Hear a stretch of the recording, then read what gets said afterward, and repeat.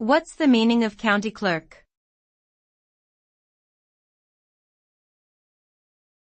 County clerk.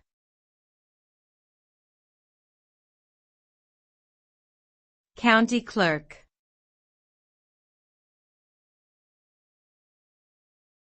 County clerk.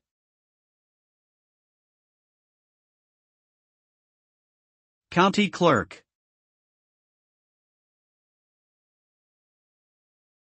A county clerk is an elected official in many states in the United States who is responsible for maintaining and organizing various records of their county, including vital records, property deeds, and court documents.